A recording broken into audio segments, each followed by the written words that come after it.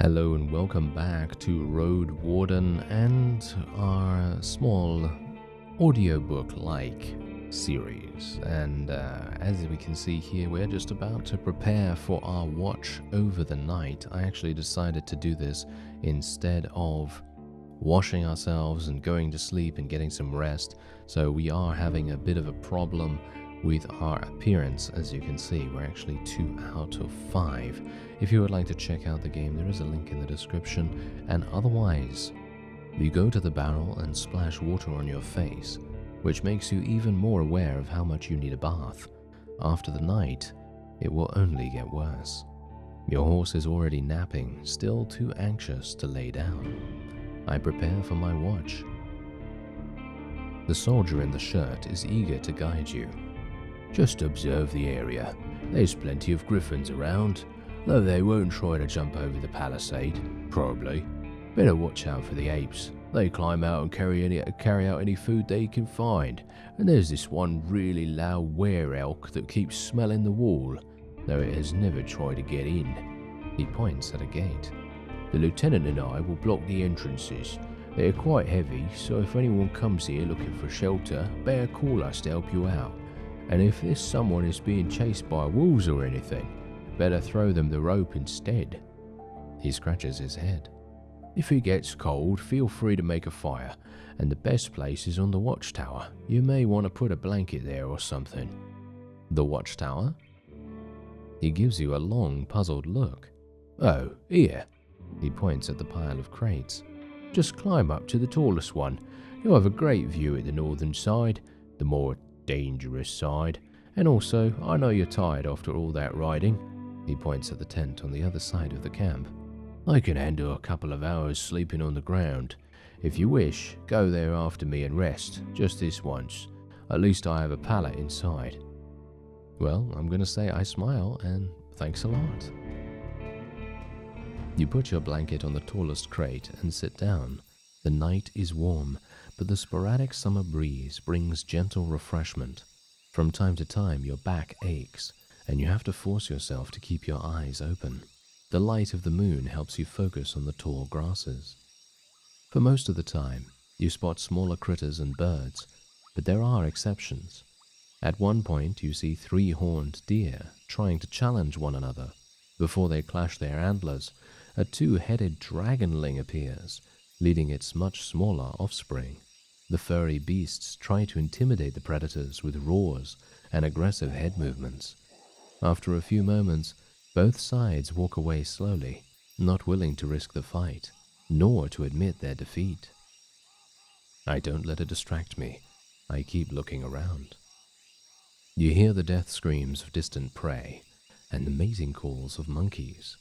Runners are chasing a gray hare. A group of musk oxen lazily chew the grass, preparing themselves to sleep.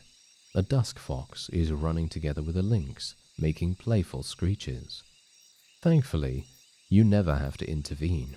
You just sit there, watching the not-so-distant forest, trying to outlast your sleepiness. You can only guess how much time has passed. Once you feel you've had enough, you climb down and go to a tent, waking up the bearded man with just a couple of words. You confirm that nothing important has happened. I gather my things and squeeze into the tent.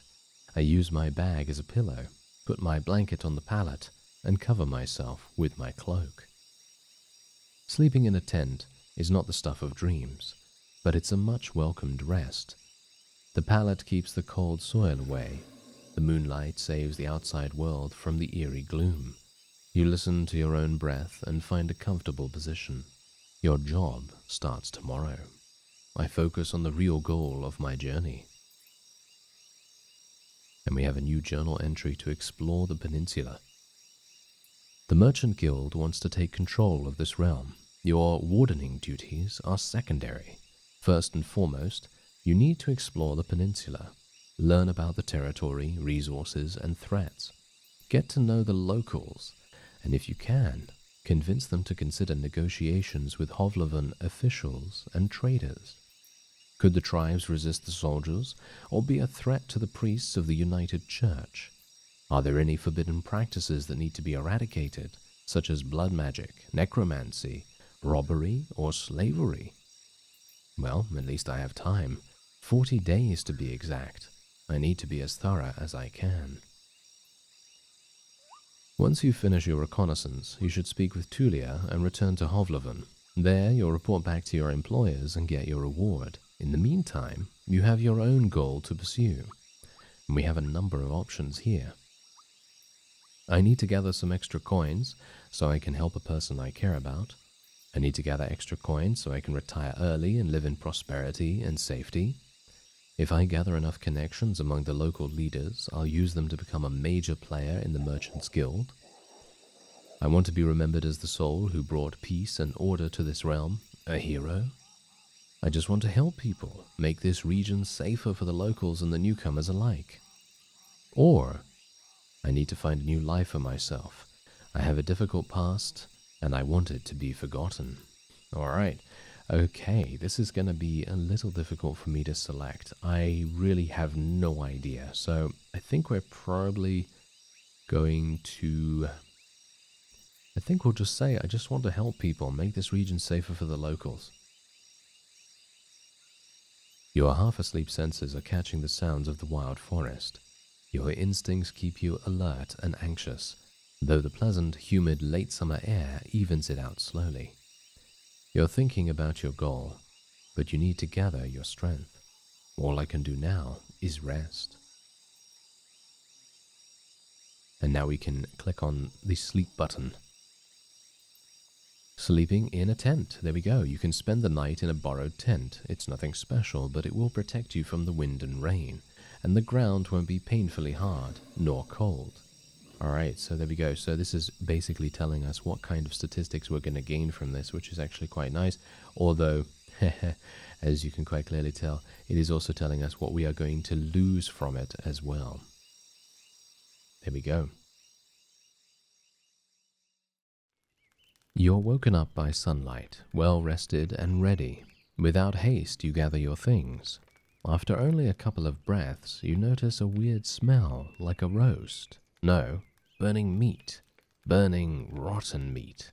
Disgust crawls into your consciousness. You exit the tent.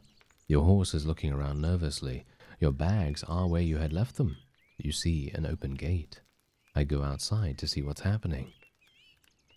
Both soldiers are standing near a humble pyre. The man in the shirt looks at it contemplatively. Tulia is the first one to address you. James, she greets you with a nod.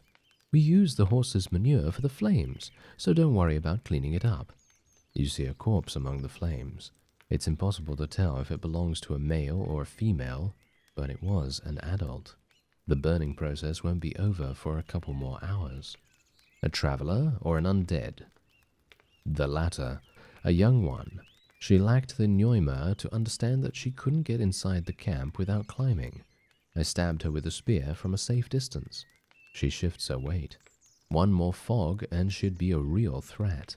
Even now, it took a couple of hits to knock her down. Sooner or later, every human shell wakes up, gaining more strength with each soul it devours, and each moment it spends in the fogs. Burning the dead is not just a religious practice, it's a necessity. Soldiers, priests, village mayors, even road wardens. Making a large pyre takes a lot of time, but it saves lives. Tulia calls this undead a she. Most Unites hesitate to do so. Time for me to leave. Running away from the reek, huh? I don't blame you. She walks with you for a few steps. Find us here if you need us, or if you learn what happened to Asterion. There's enough ground here for you to rest. Safe travels. These words make you stop. An old farewell mocked in a number of songs and tales, but yet you hear no scorn in Tulia's voice. You wonder how many acts of kindness like this one you're going to experience in the days to follow. She returns to the pyre. I prepare myself for the journey. You somehow miss the fact that your mount is already saddled and warmed up. You double-check the equipment, but you don't need to fix anything. The soldiers were diligent. Normally, preparing any palfrey for a long journey takes a lot of time. You put on your gambeson and make sure that your axe is tightly attached to your belt, then get in the saddle. The palfrey nickers, ready to leave. It's time for you to get to the crossroads north from here. I need to ride north, and so we will now go to the travel menu. Travel forward to continue your journey. Once you're done with the north, speak with Tulia to return to Hovleven, and so we are going to travel north.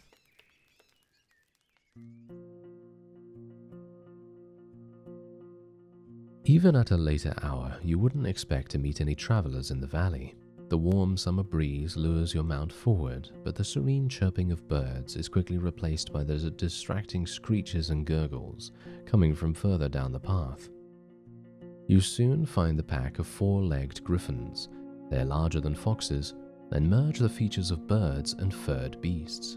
Each one is of a different size, coat, and colors, and their temperaments are just as varied. Their fronts are covered with vivid feathers, while their rears have darker fur. Their wings are massive, making them impressive jumpers, but they're too heavy to fly. About 24 beasts are yelling, brawling, and chasing each other around, blocking your path. I consider my options. You can't enter the forest blindly. If these or other creatures were to chase after you, the thicket would be disastrous for your horse. There are reasons why travelers stay as close to the main roads as possible and why adventurers move in groups. Usually, the safest approach would be to stay where you are and just wait for the pack to get hungry.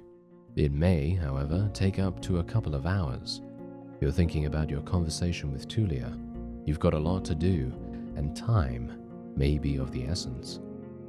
On occasion, you can use the scholar's education to unlock unique interactions, and obviously we did choose the scholar background in our initial character creation, so that's pretty amazing.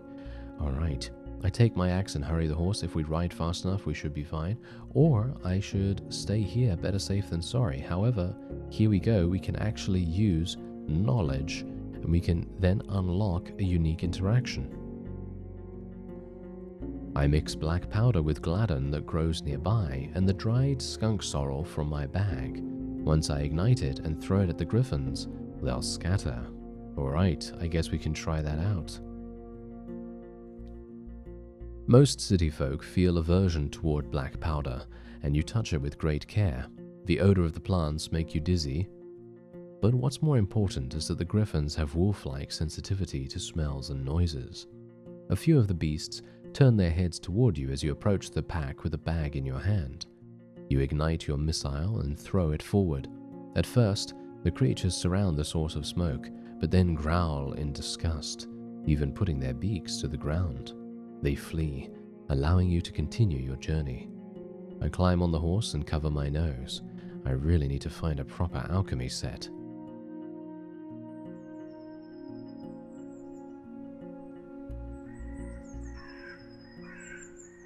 The road splits. According to what the soldiers have told you, you may find a safe inn by turning left. The forest to the right is lush and the trail overgrown. Kids used to have this song. How did it go again?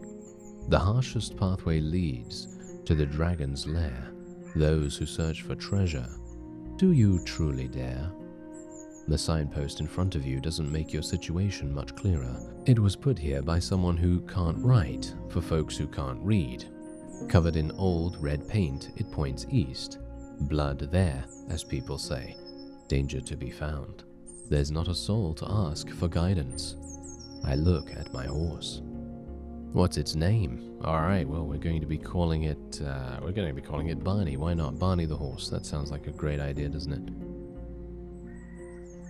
Barney is peaceful as you stroke its mane. Maybe it can't help you choose a path, but you've spent many years together. Happy to go on, it takes a couple of steps forward.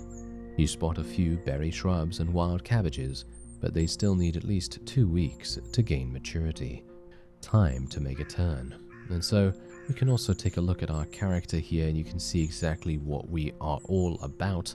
In other words, combat experience, spared animals, sewing experience, gambling. It even actually tracks how much we have lives, which is pretty amazing in my opinion. Otherwise, apart from that, you also have the ability to take a look at some of your abilities here. So for example, we are literate and our education helps us solve many mysteries. We also have the ability to create alchemic potions and balms and wonderful things like that. So hopefully that's going to be helpful for us. Otherwise, let us now travel and see where we want to go. I think it is probably going to be a good idea for me to go towards the inn because I am currently quite dirty. I would quite like to have a bit of a bath, maybe a wash, maybe something like that. So that's what we're going to do. Barney trots with ease, unbothered by the few branches covering the beaten road. The bird songs and distant howls draw your attention to the forest, which gets sparser and brighter. You spot boars, roe deer, and saurians. The sight of a nearby wolf pack worries you, but once you push your hips forward and your palfrey enters a canter, the beasts don't even begin a pursuit. The speed alone will protect you from many dangers. You notice a stone tower, taller than the trees. It must be the inn I've heard about.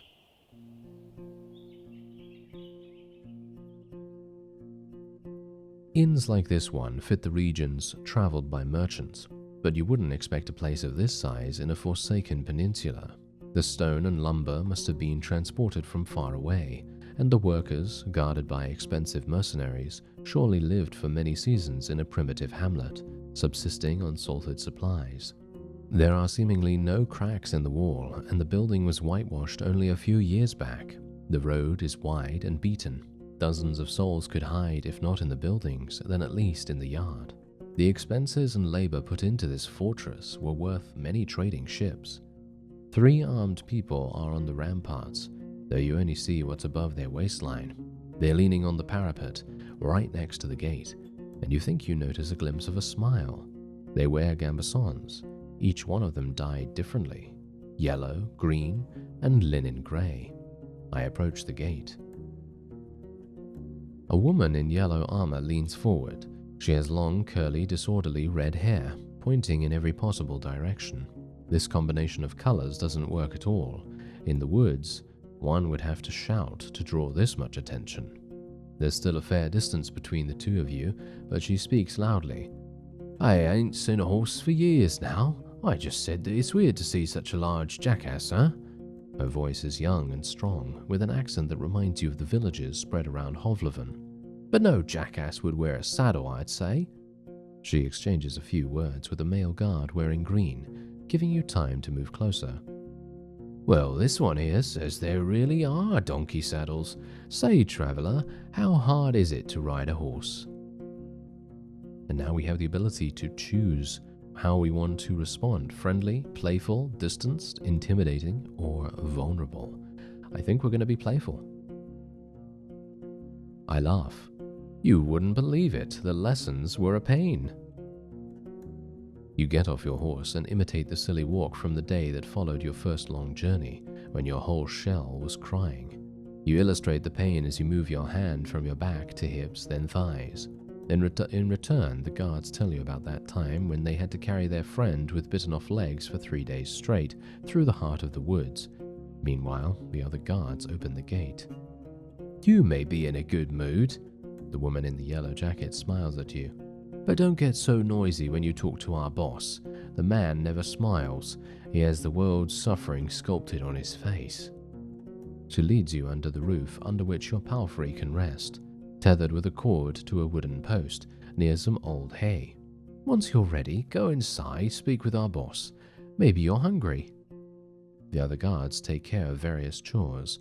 They peek at your mount every now and then as they're splitting firewood, cleaning their clothes, weeding the garden patches, and moving chairs. 2 of them are making a rope.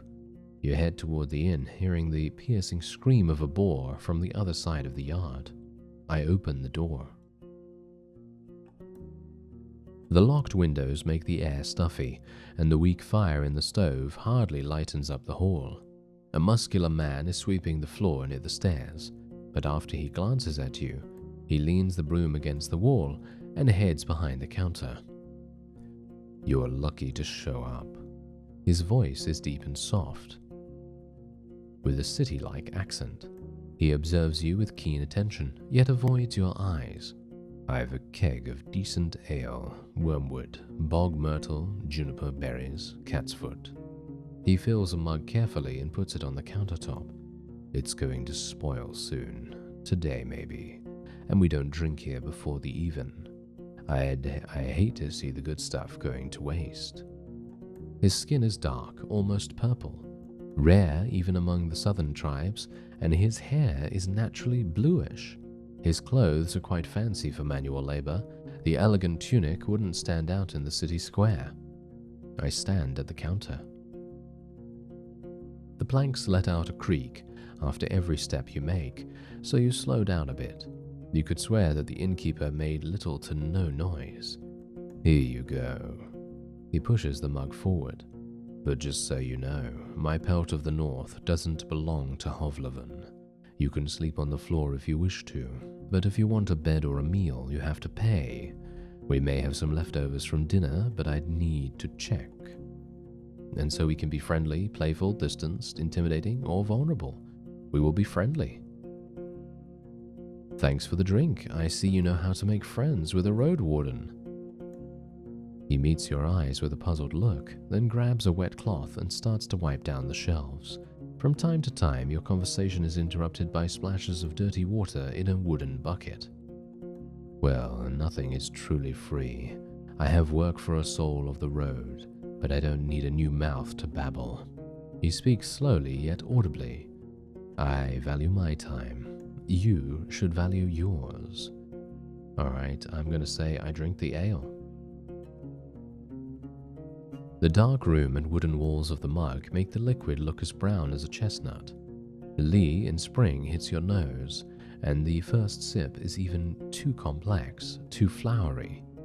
While the brewer has used fancy ingredients, the exotic licorice ruins the aftertaste.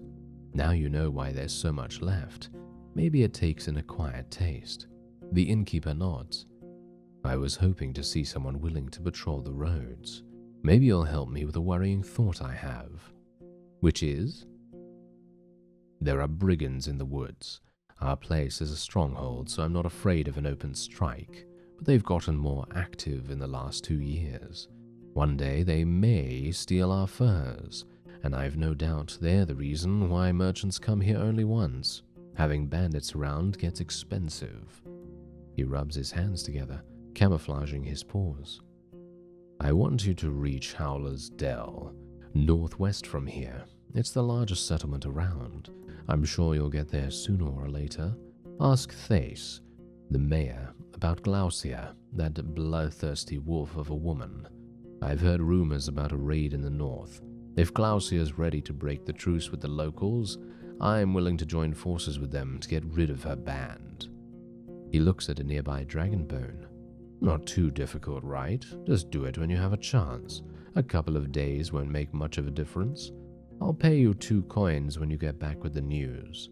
Fine? I'm gonna say 3. He observes you for a moment. 2, he growls. Alright, well, that means that we have another quest potentially. Okay, so we can actually say, what do you have for sale? Do I actually have any coins right now? I have no idea. I'd actually like to, I would actually like to buy some food, if at all possible. I would like some food in comparison to a drink. Yeah, so as we see here, we do have the ability to ask for leftovers. So I will say, do you have any leftovers? Yes, I feed them to our boar. I won't give them away for nothing. He tells you to wait, then leaves the building for a few minutes and returns with a wooden bucket and a long stick ending with a hook. Go through the gate and turn left. You'll see a bunch of bushes. We need some berries. Bring me a bucket full.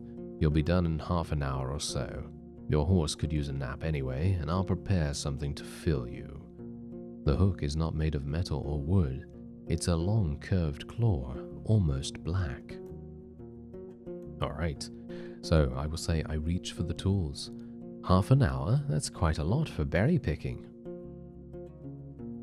The tools are cold, not too heavy. You notice a pair of thick gloves at the bottom of the bucket. Ah, the berries are not a problem, the innkeeper smirks. Unlike the snakes, better scare them away with a stick or move them with a hook and protect your hands. The little ones won't eat you, but don't get bitten. I'm sure you know how to be patient. Fine, I'll go right away. You step outside. Barney is napping. At this hour, the armorer's workshop is closed.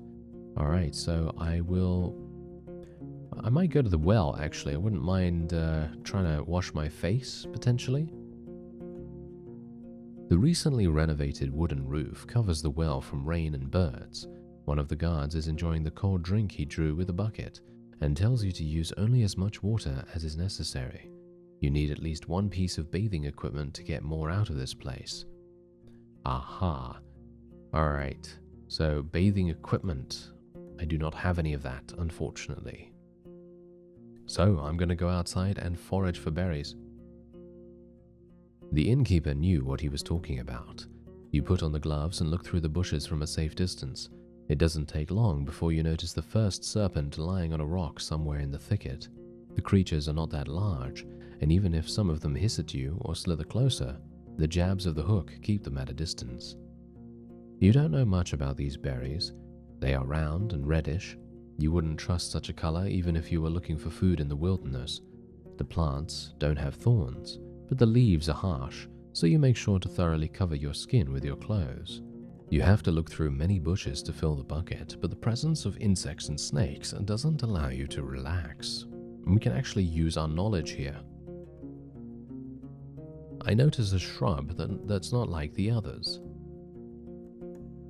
One of the bushes in the back has more berries than the others. They're purple, and as you squeeze one of them, you recognize that these are marsh balls. In small amounts, they are added to pies, sauces, and beverages, known for their delicate sourness and sweetness. Unique, but not intrusive. Still, eating a cup of them will make one sick, if not poisoned. You're surprised to see them in a meadow far away from a wetland. You could use them at an alchemy table if you can find it. For now, you put a fistful into one of your jars. The others are still a bit greenish. I gather the berries and return to the gate. You've returned to the courtyard. Two of the guards are participating in a friendly skirmish. Their wrestling is accompanied by a crowd. I enter the inn. The locked windows make the air stuffy once more. So, you again need anything? Alright, so I'm going to say I put his fruits on the counter. Great. He peeks inside the bucket. I've got cabbage stew with a few goose chunks for you. I'd serve it even to merchants if there were any around. The meal is warm and filling. It's well seasoned and not overcooked. And like I've said, I rarely have food to spare, but feel free to ask if you ever stop by. You may be lucky, and I've been cooking my whole life. Alright, I'm going to say thanks. And how did that old hook of mine work out for you? I see you still have your hands. Well, we can say I'd like to buy it from you, or I can say I give him the hook. I'm fine. We could even lie and say I've lost it, but I'm not going to do that. I'm going to say... I don't have any money right now, do I? I'm going to say I'd like to buy it from you. He narrows his eyes. Can't you make one for yourself? Well, it's the claw that grabs my interest, honestly. Ah, I see. It's a nice one, ain't it? My guards once had to get rid of a pebbler. You can't really eat them, but their claws and bones are durable enough, so we put them to good use. For a moment, he observes your face. A single coin will be fair. I pay him. He takes it with a nod. Need anything else? Alright, so we can actually ask about Asterion, and we can also ask about Glaucia's band. I'm going to actually ask him, do I have anything you'd like to buy, or what do you have for sale? I'm going to say, what do you have for sale? I can go and pick up a few things for you. Some food for your travels to start with. Apples, nuts, sausage. Not too many at once, we need to maintain our supplies. I've got an elk fur I don't need. Its buyer was caught by a pack of red wolves. Nice for a sleeping spot, just as nice for a wall. An almost untouched bowl of soap. Priceless for a traveler. You can't tell if he's being sarcastic. Made of fine oak ash. Strong, though you should have some better supplies before you start your own bathhouse. After you mention you'd like something more useful on these roads, he looks down. I don't have any blades or armor to spare, but if you pay well, you can take one of our crossbows and a bunch of quarrels. A U-bow, wool cords, and the trigger needs just a little bit of oil. It's as good as you can get without soaking it in magic. Takes a bit of muscle to draw, but even a 16-year-old could handle it. I won't sell it cheap, but I'm ready to give a discount to a helpful ally. Well, let me take a look at what you have first. I'd like the soap, actually. I do not have enough money for the soap. Do I? No, I think I actually do. An oak-based balm that burns skin on longer contact. Right.